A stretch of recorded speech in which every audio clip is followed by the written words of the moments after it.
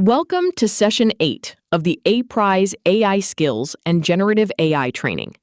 This closing session has a hybrid format. First, this short video will reconnect the main learning from Sessions 2 through 7. Then, during the live workshop, we will use that learning to discuss practical APRISE situations, answer questions, and create a small responsible action plan. The purpose is not to repeat every detail. It is to make the connections visible. What generative AI can and cannot do, how stronger prompts improve the work, why literature review must remain grounded in verified sources, where AI can support alternative protein product development and communication, and how responsible AI controls bring all of these practices together. This session was produced by the Telewander team for the APRISE project. Artificial intelligence tools assisted parts of the production under human supervision, and the educational content, visual materials, and final outputs were reviewed and approved by the Telewander team. As you watch, keep one real task from your APRISE role in mind. We will return to it in the live part of the session.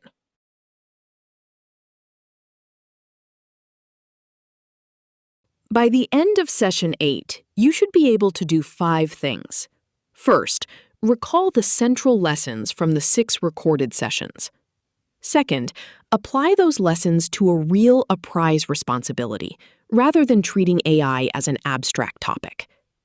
Third, recognize the difference between a useful practice and a risky one.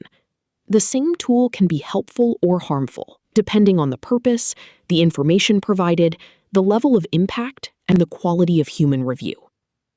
Fourth, bring your questions and examples into the live workshop. Questions are especially valuable when they name the task, the information involved, and the main concern. Finally, choose one small next step. The goal is not perfect automation, and it is not adoption for its own sake.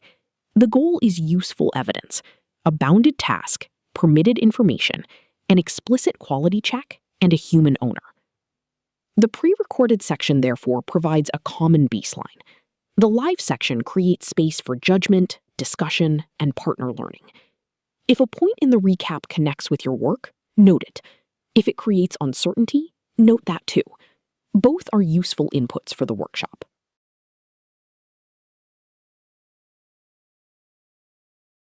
The learning journey has been cumulative.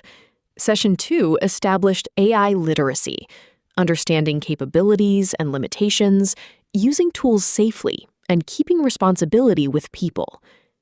Session 3 moved from general awareness to prompt engineering. We learned that useful output depends on a clear task, relevant context, constraints, an intended audience, and quality criteria. Session 4 applied those principles to literature review.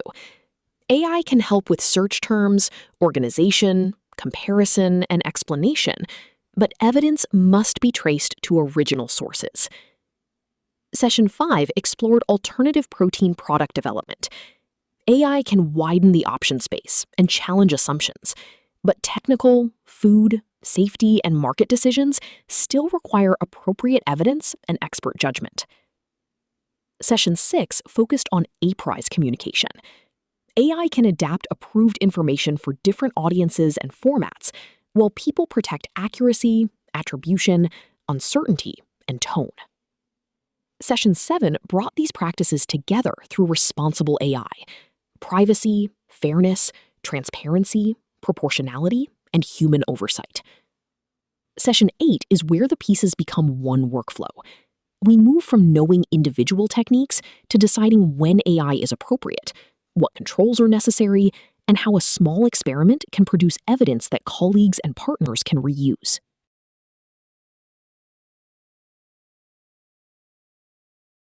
Session 2 gave us the foundation. AI literacy is the ability to use AI with informed judgment. Generative AI can accelerate exploration, comparison, drafting, and synthesis. It can transform the way we approach a blank page or a large set of material. But it does not understand evidence, context, or consequences in the same way as a domain expert. A fluent answer can still contain omissions, fabricated details, bias, outdated information, or inappropriate confidence.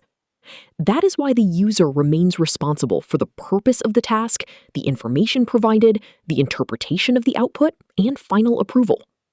Safe use begins before a prompt is written. Ask whether the tool is approved, whether the information may be entered, and whether personal, confidential, commercially sensitive, or unpublished material is involved. During the task, separate useful suggestions from verified facts. After generation, check important claims, numbers, terminology, and references. The practical message is simple. Use AI to extend human capability, not to transfer accountability. A well-planned workflow makes roles visible. The tool may generate options. A person decides what is relevant, checks the evidence, and owns the result.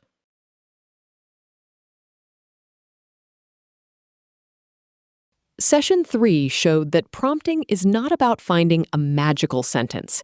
It is the practice of making a task clear enough for the model to produce something useful and for a person to evaluate it. A strong prompt often contains 5 elements. Give the model a role or perspective that is relevant to the task. State the task, the intended audience, and the decision or action the output should support. Provide context and, where possible, approved source material. Add constraints such as format, length, tone, exclusions, and the level of detail. Finally, define quality criteria. What should be checked, compared, cited, or marked as uncertain. The first output is rarely the final output. Review what is missing, vague, or incorrect, then improve the instruction or provide better evidence. This turns prompting into an iterative conversation. For example, instead of asking for a summary of alternative protein trends, specify the audience, the time period, the source set, the categories to compare, the required level of caution, and the output structure. Good prompting improves usefulness, but it does not remove the need for verification. A carefully written prompt can reduce ambiguity. It cannot guarantee truth. The human reviewer still decides whether the result meets the real need.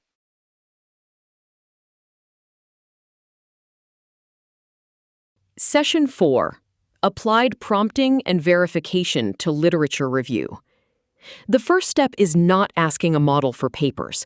It is framing the review question: the population or system, the phenomenon, the relevant outcomes, the time range, and the kind of evidence needed. AI can then help generate synonyms, related concepts, and search combinations. It can help organize a set of publications that you have supplied, compare themes, explain unfamiliar concepts, or draft an evidence table. These are support functions. The scientific record remains the source of truth. References generated from memory can be wrong, incomplete, or entirely invented. Summaries can flatten disagreement, hide uncertainty, or confuse a study's finding with the model's interpretation. Therefore, every important claim, quotation, number, and citation should be traced to the original publication. Open the source. Confirm the authors, title, date, and identifier. Check that the source actually supports the statement. Record the search terms, selection decisions, and review steps needed for reproducibility.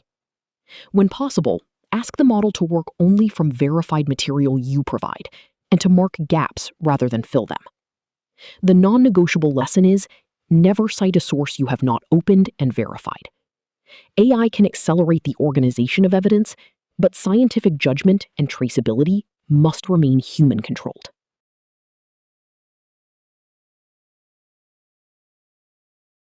Session 5 moved into alternative protein product development.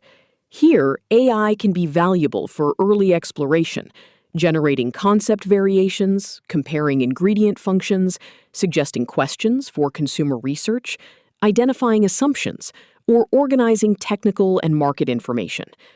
The safe starting point is a defined need and explicit success criteria. Are we exploring taste, nutrition, processing, cost, sustainability, consumer acceptance, or a combination? What evidence is permitted and current? A model can widen the option space, but a plausible idea is not the same as a feasible or safe product. Ingredient interactions, allergens, processing conditions, regulatory requirements, nutritional claims, and sensory performance require appropriate data and qualified experts. A responsible workflow uses AI in small steps, provide approved inputs, ask for options and uncertainties, invite the model to challenge assumptions, not to declare a winning answer. Review the ideas with food scientists, technologists, market specialists, and other relevant experts. Then test feasibility, quality, and safety using established methods. Document the prompt, evidence, decisions, and reasons for rejecting or advancing an option. Like planting seeds, early ideas need controlled conditions, observation, and care. AI can help generate possibilities, but evidence and expert testing determine what can grow into a credible product development pathway.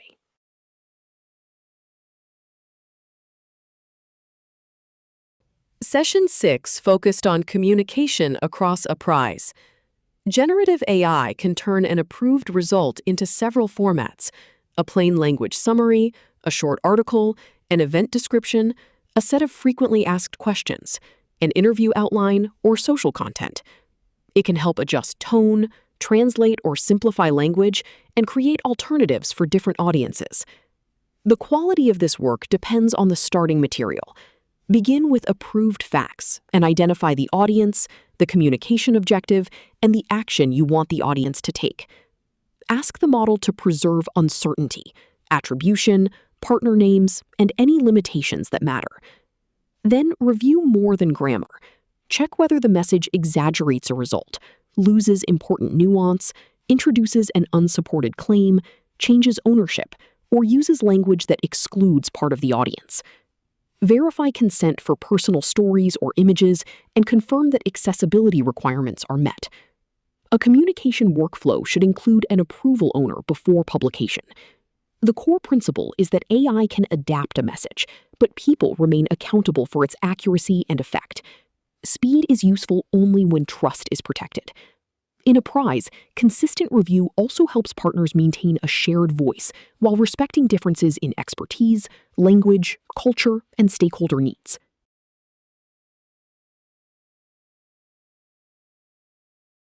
Session 7 provided the responsible AI framework that connects every earlier technique. Start with purpose and proportionality. Is AI appropriate for this task, and are the controls strong enough for the possible impact? Protect privacy and confidentiality by using permitted information in approved tools. Maintain scientific validity by grounding important work in evidence and verifying claims. Consider bias, inclusion, and fairness. Who or what may be missing, misrepresented, or disadvantaged by the data, prompt, or output. Be transparent when AI has made a material contribution, especially where disclosure affects trust, assessment, or accountability. Most importantly, define human oversight. Who reviews the result? Who has the relevant expertise? And who has authority to approve or stop the process? Controls should be proportionate. A low-risk brainstorming exercise does not need the same governance as a decision involving personal data, safety, eligibility, scientific conclusions, or public claims. Quality assurance offers a useful analogy. A controlled production environment does not rely on one final glance. It uses defined procedures, responsibilities, checks, and records throughout the process. Responsible AI works in the same way.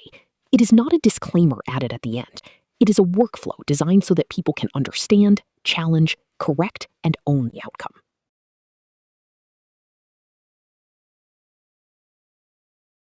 Taken together, the sessions show where AI can support APRISE without confusing assistance with authority.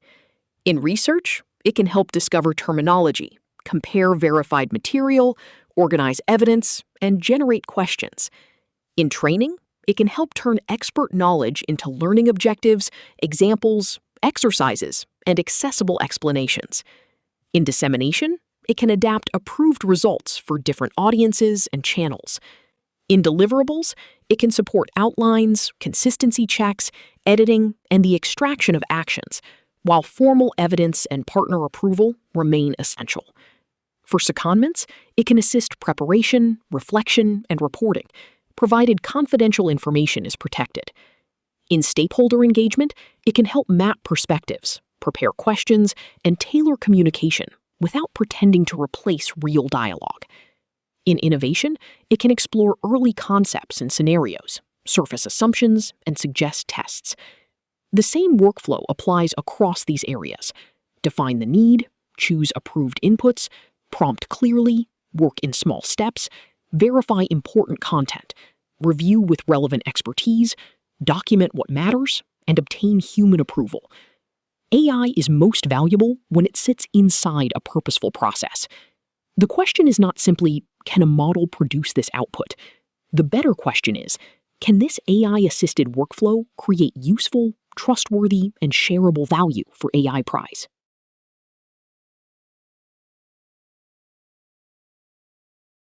Before moving to the live workshop, use this 60-second check on the real task you have kept in mind. Purpose. Is AI appropriate, and what specific value should it add? Inputs.